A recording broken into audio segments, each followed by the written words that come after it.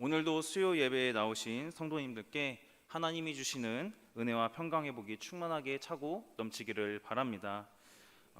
하나님께서는 우리 사람을 창조하실 때 결코 혼자 살도록 창조하지 않으셨습니다. 하나님께서 처음에 최초의 인류인 아담을 창조하시고 아담이 혼자 있는 것을 보셨을 때에 아담이 혼자 있는 모습이 보기 좋지 않아서 갈빗뼈를 취해 하와를 창조하셨죠. 그래서 아담과 하와가 함께 에덴 동산에 있도록 하셨습니다. 그리고 아담과 하와는 하나님께서 맺어주신 그 관계를 통하여 서로 끊임없이 에덴 동산에서 교제를 했을 것입니다. 그리고 더 나아가서 서로 교제하는 뿐만이 아니라 아담과 하와는 또 하나님과도 계속 교제를 했었겠죠. 이 세상을 아름답게 창조하시고 자신에게 서로를 맺어주신 그 하나님과 끊임없이 이야기하면서 늘 그 에덴 동산 안에서 교제를 했을 것입니다. 아름다운 에덴 동산을 거닐면서 그 창조주와 또 피조물이 함께 대화를 나누며 늘 교제한다는 것은 참 너무나도 행복하고 또 좋을 것 같습니다. 이렇게 사람과 하나님의 교제는 계속될 수 있을 것만 같았죠. 그런데 아담과 하와가 뱀의 유혹을 받아 사탄의 유혹을 받아서 하나님 말씀에 불순종을 하게 되었고 선악을 알게 하는 그 나무 열매를 먹음으로 하나님과 사람의 관계는 완전히 깨어져서 단절되고 말았습니다. 그와 동시에 사람은 더 이상 하나님께 가까이 나아갈 수 없게 되었고 하나님과 사람이 서로 오고 가는 그 교제가 멈추게 되었었죠. 사람은 그렇게 되어서 사람은 하나님 앞에서 두려움에 떨어야 했고 이전처럼 더 가까이 하나님 앞에 나아가는 복을 받을 수 없게 되었습니다. 그리고 아담 이후의 모든 후손은 죄 아래에 태어나게 됐죠. 이후 하나님께서는 말씀을 통해서 또 먼저 찾아오시기도 하셨고 또 사명자로 택하신 그 사람들과 더 깊이 교제하심으로 그들을 통해서 하나님은 하나님과의 교제가 얼마나 귀한 것인지 성경을 통해서도 또 보여주시기도 합니다. 특별히 대표적으로 보면 또 다윗의 경우를 보게 되면 그렇죠. 다윗이 얼마나 많은 찬양과 아름다운 시로 하나님을 찬양하고 또 교제를 했습니까? 이렇게 하나님께서는 피조물인 우리 사람을 너무 사랑하셔서 우리와 늘 함께하기를 원하시는 그런 하나님이십니다. 그래서 그분의 아들을 또 우리에게 보내주셨죠. 하나님께서 보내주신 우리를 너무 사랑하셔서 보내주신 그분의 이름이 누구시죠? 예수 그리스도이시죠. 죄 때문에 단절되었던 그 하나님과의 관계가 예수님을 통해서 다시 회복이 되었고 우리는 그로 인해서 하나님 앞에 담대하게 나아갈 수 있게 되었습니다. 우리 에베소서 2장 14절, 16절, 18절 말씀인데 우리 천천히 같이 읽겠습니다.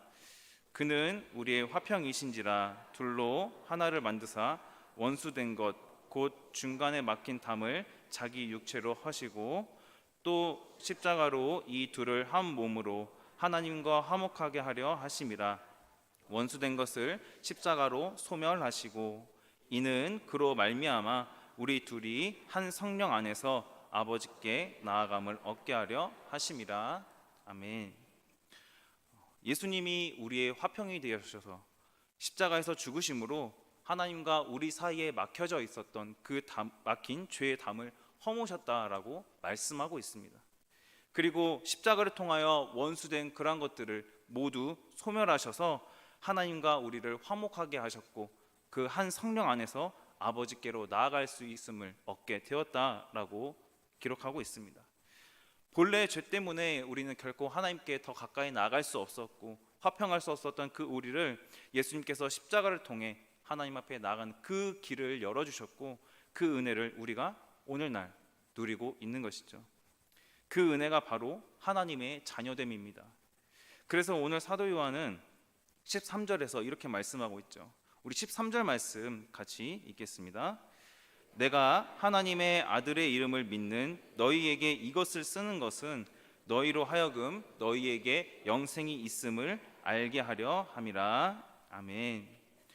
하나님의 아들 이 예수 그리스도를 믿는 자들에게 이 서신을 지금 쓰고 있는 것은 바로 예수님을 믿는 자들에게 영생이 있다라는 것을 알게 하기 위해서다라고 하고 있습니다. 그러니까 예수님을 믿는 자들에게는 반드시 영생이 있다라는 것을 확신시키기 위해서 이 글을 쓰고 있다라고 말하고 있는 것이죠. 영생을 얻는 자, 바로 하나님이 택하셔서 예수 그리스도를 믿게 하시고 하나님의 자녀가 된 사람들이 영생을 얻은 자들이죠. 그 자녀가 바로 이 자리에 있는 저와 성도 여러분들인 줄로 믿습니다. 사랑하는 성도 여러분, 나에게 영생이 있음을 확신하고 계십니까? 그 영생에 대한 확신, 예수 그리스도를 믿음으로 영원한 생명을 얻었다라는 그 확신이 있기를 주님의 이름으로 간절히 소원합니다. 하나님의 아들 예수 그리스도를 믿는 사람은 반드시 영생을 얻습니다. 그 영생을 얻은 사람은 무엇을 구하든 하나님께서 듣고 응답해 주신다라고 말씀하고 있습니다. 누구나 하나님께 구할 때 응답받는 것이 아닙니다. 누가 응답을 받습니까? 오늘 말씀에 나와 있는 것처럼 예수 그리스도를 믿음으로 영생을 얻은 자들이 하나님께 구할 때에 응답을 받는다고 나와 있습니다. 이렇게 예수 그리스도를 믿고 영생을 소유한 자녀에게는 한 가지 특권이 있죠. 바로 하나님 앞에 나와서 기도할 수 있는, 하나님께 구할 수 있는 기도의 특권입니다. 하나님께 기도한다는 것은 하나님과 함께 기도를 통하여 예수 그리스도의 이름을 통해 소통하고 또 하나님과 교제하는 것입니다. 하나님께 기도한다라는 것은 정말 매우 소중한 것입니다. 그런데 간혹 하나님께 기도한다는 이 특권이 아닌 것처럼, 그냥 당연한 것처럼 여겨질 때가 있습니까? 왜 그럴까요? 그야 언제든지 내가 마음만 먹으면, 내가 하고 싶으면 하나님께 기도할 수 있으니까 특별하게 여겨지지 않는 것처럼 그렇게 생각이 될 때가 있다라는 것이죠. 호의가 계속되면 권리인 줄 안다라는 그러한 말이 있죠. 그런 것처럼 기도한다는 것이, 이 하나님께 기도를 드린다는 것이 너무나도 그냥 당연하게 여겨지다 보니 기도할 수 있다는 이 특권이 얼마나 하나님 앞에서 감사한 특권인지 잊어버릴 때가 있다라는 거예요. 그런데 우리가 하나님께 기도할 수 있는 이 특권을 얻게 된 것은 하나님께서 우리에게 아들을 내어주시기까지 사랑하셨기 때문입니다. 오직 하나님의 큰 사랑과 그 은혜로 우리가 기도의 특권을 얻을 수 있게 되었다는 사실을 여러분 꼭 기억하시기 바랍니다. 그 성도의 기도가 응답받는 데는 또 중요한 것이 있는데요. 우리 14절에서 15절까지 말씀 같이 함께 읽겠습니다. 그를 향하여 우리가 가진 바 담대함이 이것이니 그의 뜻대로 무엇을 구하면 들으심이라. 우리가 무엇이든지 구하는 바를 들으시는 줄을 안즉 우리가 그에게 구한 얻은 줄을 또한 아느니라. 아멘. 하나님께 기도하면 들어주신다라고 말씀하시죠. 들어주시는데 이것이 중요합니다. 하나님, 오늘 말씀을 보게 되면은 누구의 뜻대로 들어준다라고 말씀하고 계십니까? 바로 하나님의 뜻대로 구하는 것을 들어주신다라고 오늘 본문에서는 말씀하고 있습니다. 또 우리가 하나님 앞에서 담대하게 구할 수 있는 그 이유가 바로 13절 말씀의 내용 때문이다라고 말씀하고 있는 것이죠. 우리가 예수 그리스도를 믿음으로 영생을 얻었기 때문에 그 담대함을 가지고 하나님의 자녀됨으로써 그 담대함을 가지고 하나님께 기도할 수 있는 것이다 라는 겁니다. 우리가 그 하나님께 기도를 드리면서 구하게 될 때에 하나님의 뜻대로 구하게 되면은 하나님은 반드시 이루어 주신다라고 말씀합니다. 하나님의 뜻대로 구하는 그 기도의 모범을 또 보여주신 분이 계시죠. 바로 예수 그리스도이십니다. 예수님이 십자가를 지시기 이전에 겟세마네 동산에서 땀이 핏방울로 변하도록 하나님께 간절하게 기도를 하셨었죠. 십자가를 져야만 한다는 그 사실이, 그것이 앞으로 다가올 사실이 얼마나 힘이 드시고 괴로우셨으면 땀이 핏방울로 변하도록 그렇게 하나님께 간절하게 기도를 하셨을까요? 이때 예수님께서는 십자가 지심에 대해서 같은 내용을 가지고 3번이나 기도를 하셨다라고 마태복음 26장 39, 42, 44에서 45절에 이렇게 말씀하고 있습니다. 우리 함께 같이 읽겠습니다. 조금 나아가사 얼굴을 땅에 대시고 엎드려 기도하여 이르시되 내 아버지여 만일 할만하시거든 이 잔을 내게서 지나가게 하옵소서.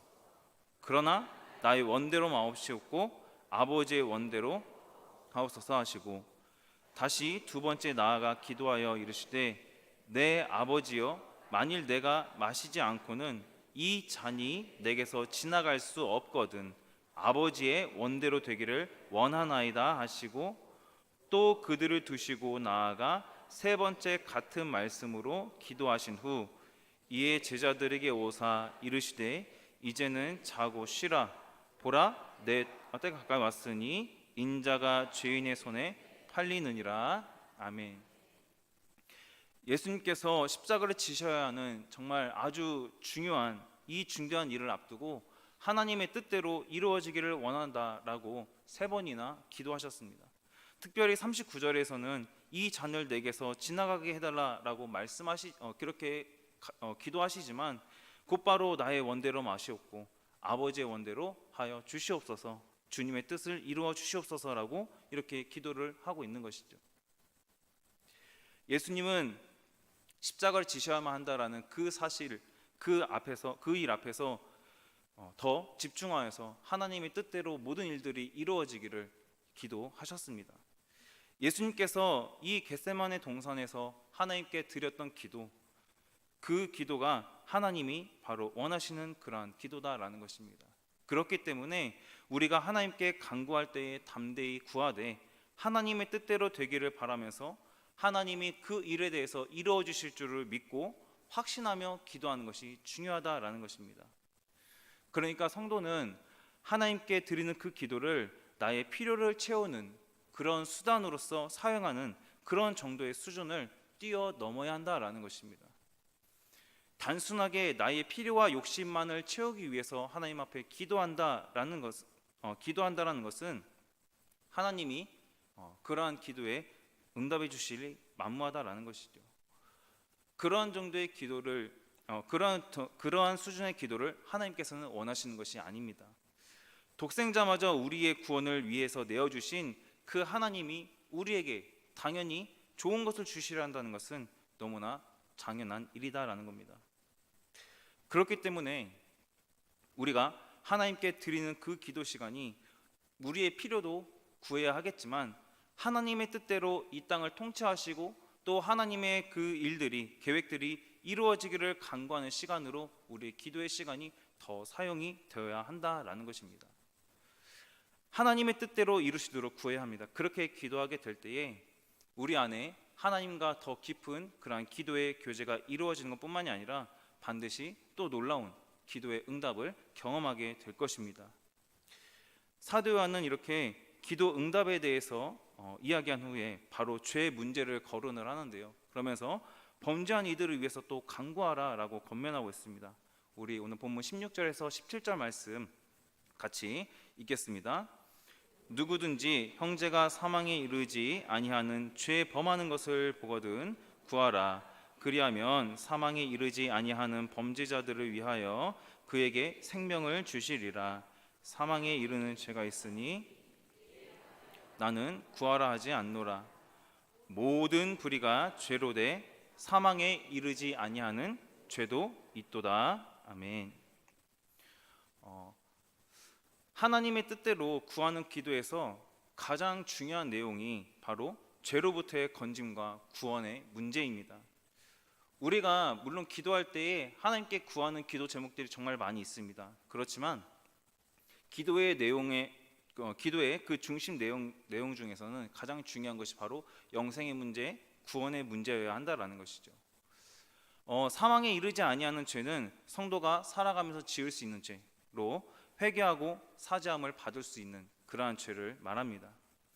사도 요한은 그래서 사망에 이르지 아니하는 범죄자들을 위해서 간구하라라고 오늘 본문에서 말씀하고 있죠.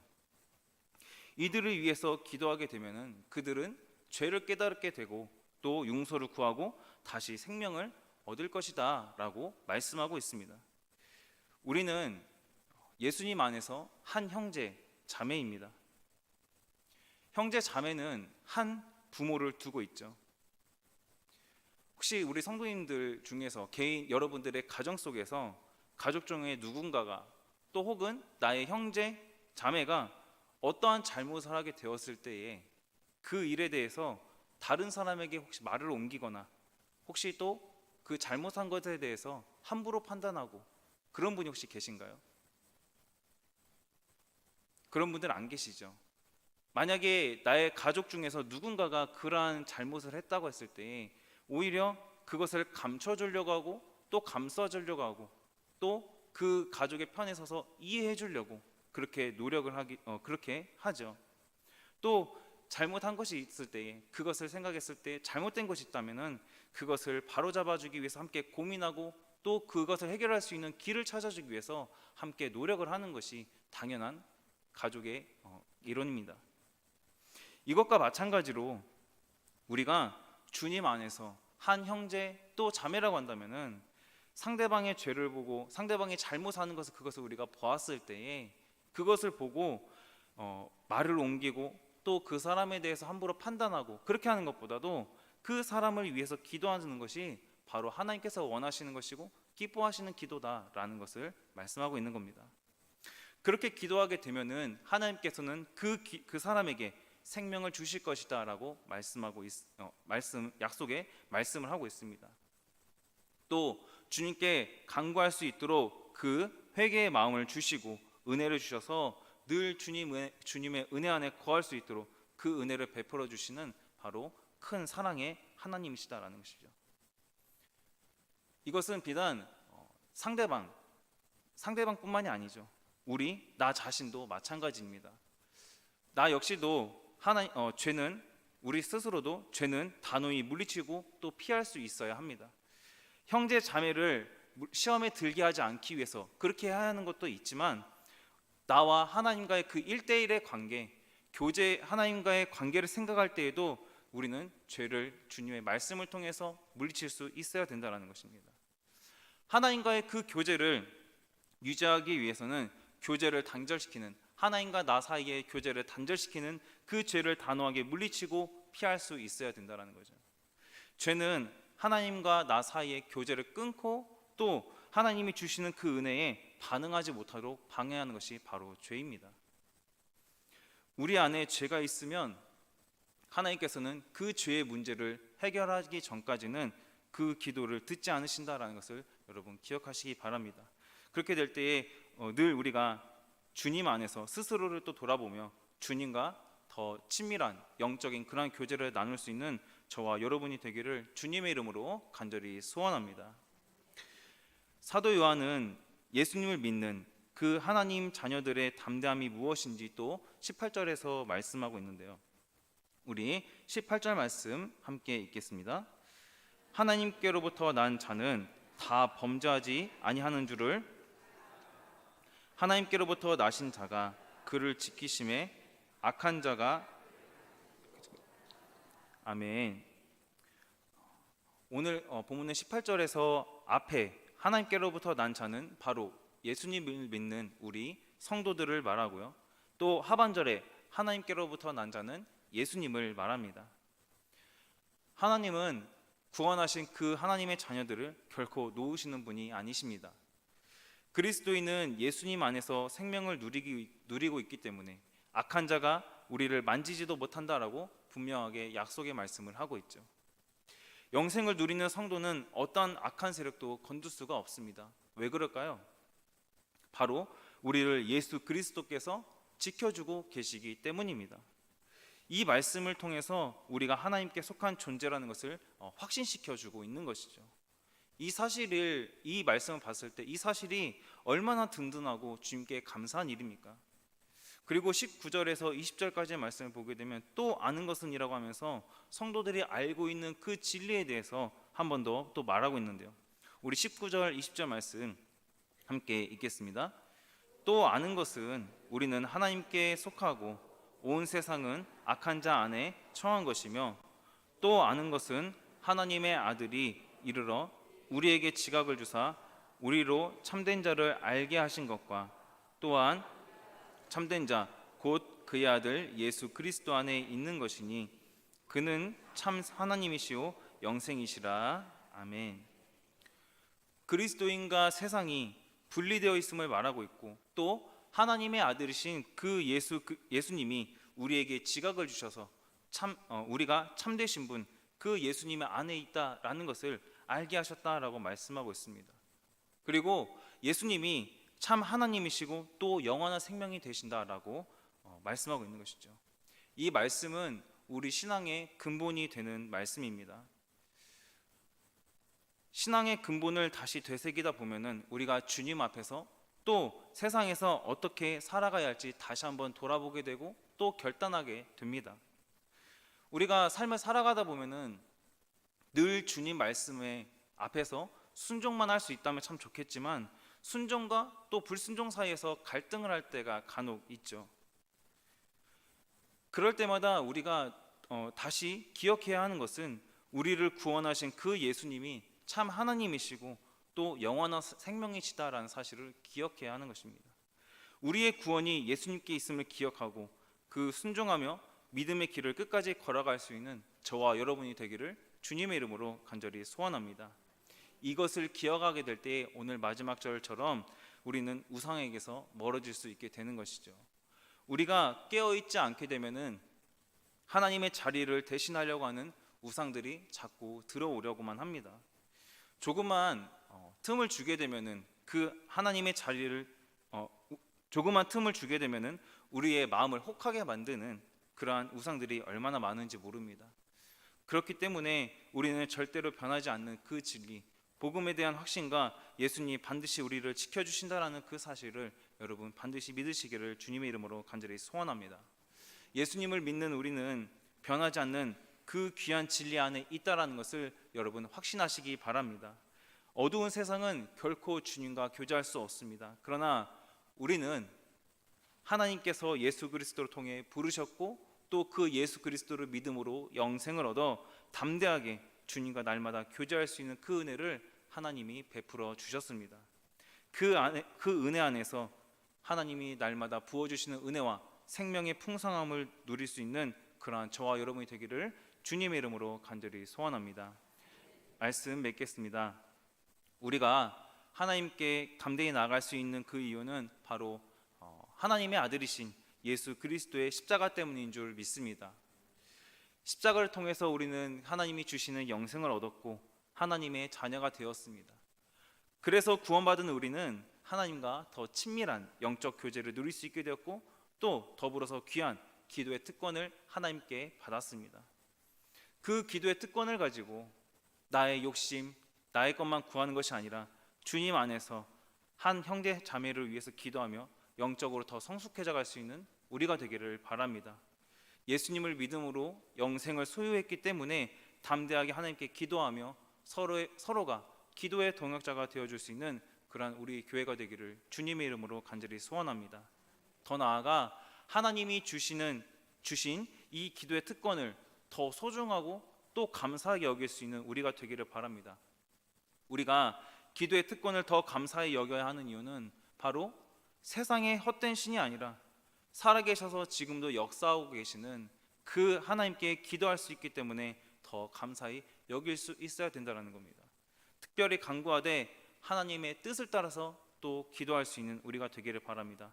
예수님께서 겟세마네 동산에서 하나님께 드리셨던 그 기도를 기억하시고 하나님의 자녀됨으로써 담대하게 주님이 기뻐하시는 그 기도를 드리며 주님의 크신 은혜와 응답을 받을 수 있는 그러한 우리의 기도가 되기를 주님의 이름으로 간절히 소망합니다.